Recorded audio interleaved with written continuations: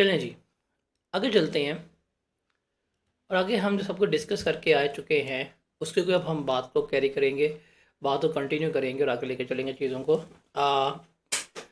अभी तक हम डिस्कस करके आए हैं कि हमने सेल्स टैक्स लायबिलिटी जब कैलकुलेट करनी होती है बेसिकली, तो हम क्या करते हैं, हम बेसिकली आउटपुट टैक्स पकड़ते हैं। आउटपुट टैक्स में से हम इनपुट टैक्स लेस करवाते हैं, तो हमारे पास जो हमारी लायबिलिटी वगैरह है वो आ जाती है कि जी ये मेरा आउटपुट टैक्स है, उसमें से इनपुट टैक्स लेस होगा तो मेरी सेल्स टैक्स लायबिलिटी कैलकुलेट हो जाएगी। हमने अभी तक सारी कैलकुलेशन, सारे असूल यही पढ़े हैं कि आउटपुट टैक्स कैलकुलेट करो, उसमें से इनपुट टैक्स जो है वो लेस करवाओ, तो मेरे पास जो है वो सेल्स टैक्स लायबिलिटी जो है वो आ जाती है कि इस तरह से हम लेके चल रहे होते हैं। अब इसी को हम लेके चलते हैं, हम एग्ज़ाम्पल की बात करते हैं और वो एग्ज़ाम्पल देखते हैं। फॉर एग्ज़ाम्पल आपने अगर सेल्स की हैं 1 लाख रुपए की और आपने परचेजेस की हुई हैं 50,000 रुपये की, अगर आपने अपना सेल्स टैक्स लायबिलिटी कैलकुलेट करवानी है तो इसके ऊपर आपका आउटपुट टैक्स आ जाएगा, वो आ जाएगा आपका 18,000।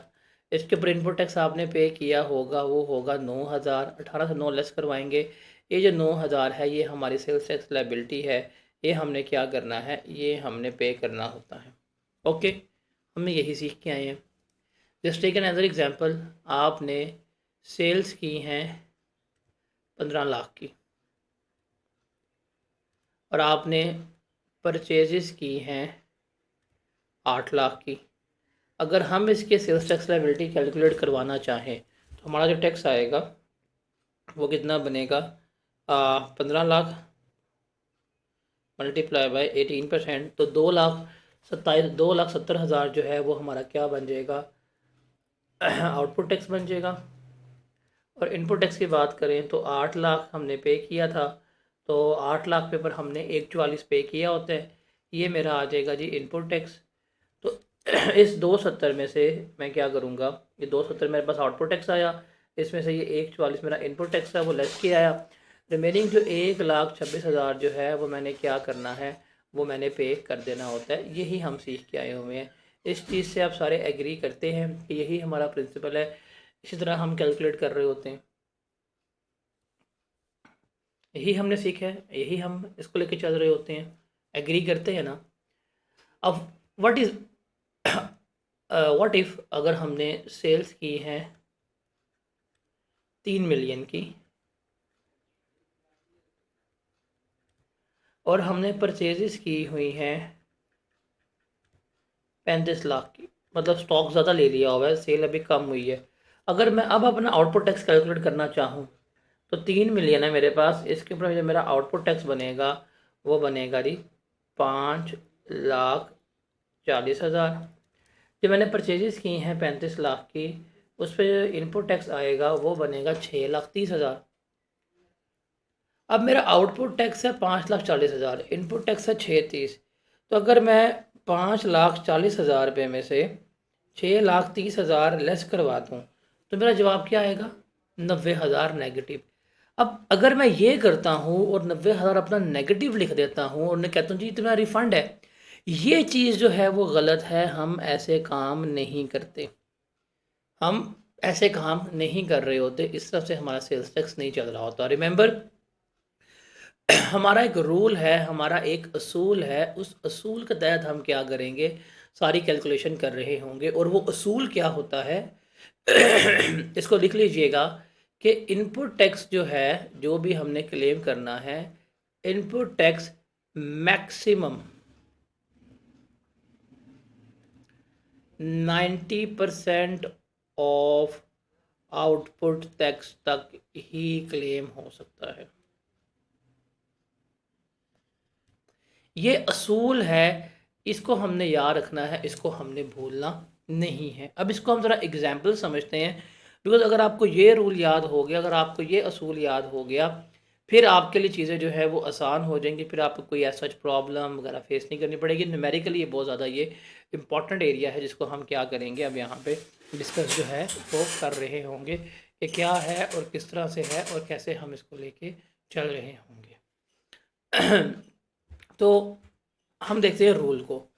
अब रूल हमारा यही है कि जब भी मैंने इनपुट टैक्स क्लेम करने जाना है तो मेरे पास आउटपुट टैक्स होगा आउटपुट टैक्स मैंने कैलकुलेट किया होगा। अब उस आउटपुट टैक्स में से जब भी मैंने इनपुट टैक्स लेस करवाना है, तो इनपुट टैक्स लेस करवाने का असूल क्या होगा, हम लेंगे एक्चुअल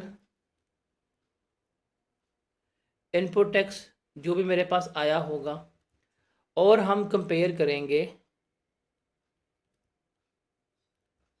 90% ऑफ आउटपुट टैक्स के साथ।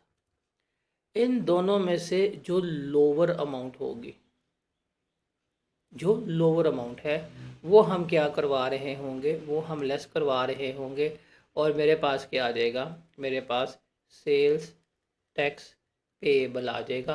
तो ये फॉर्मेट, ये असूल जो है वो हमने क्या रखना है, ये असूल हमने याद रखना है, इसको भूलना नहीं है। ये चीज़ जो है ये हमारे लिए इम्पोर्टेंट है। अब जैसे हम एग्जाम्पल लेते हैं, हम मंथ वाइज चलेंगे।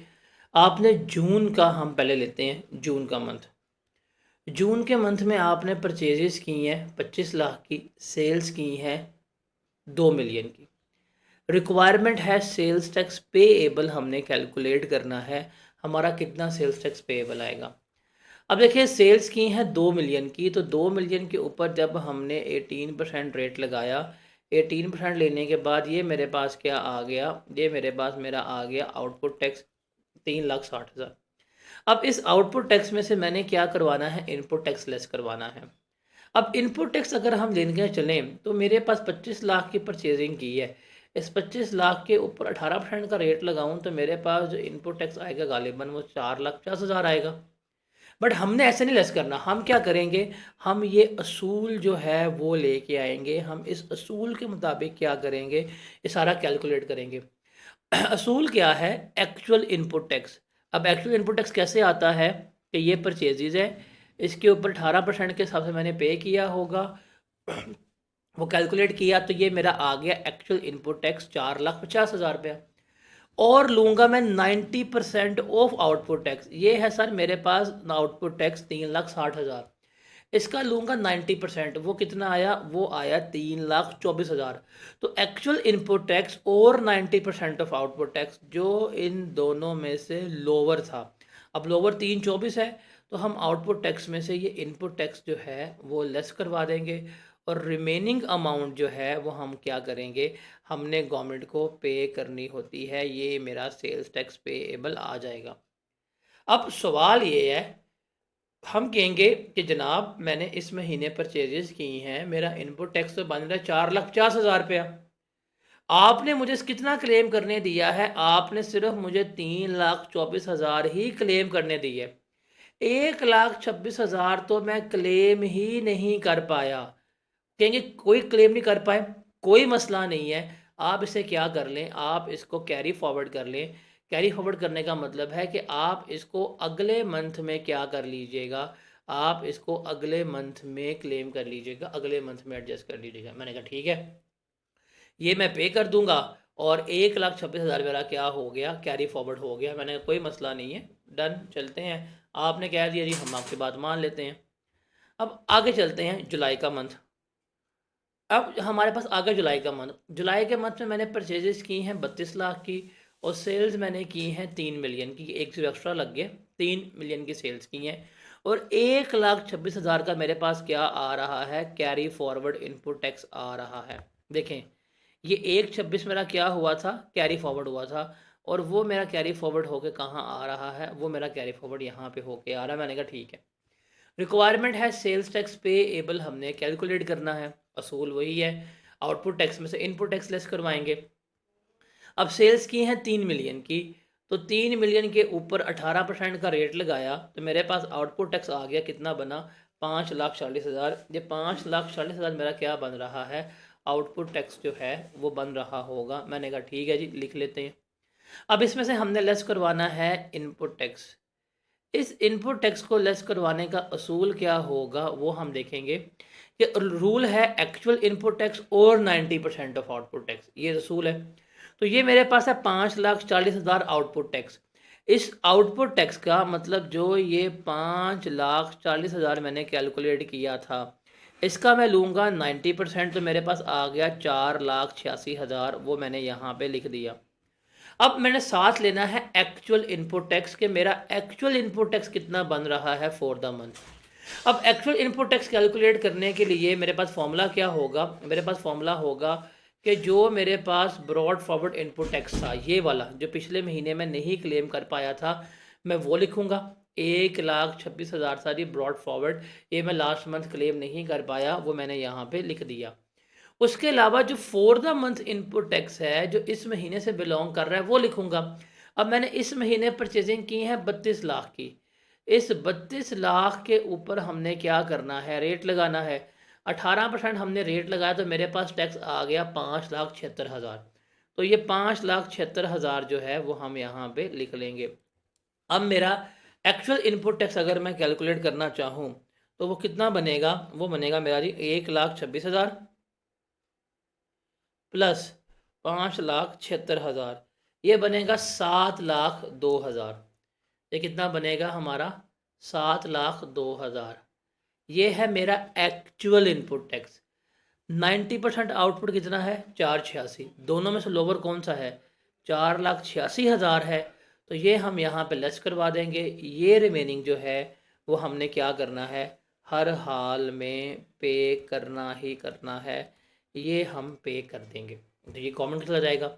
अब फिर वही कहेंगे इन्हें कि यार मेरा टैक्स बनता था इस महीने कितना, 7,02,000।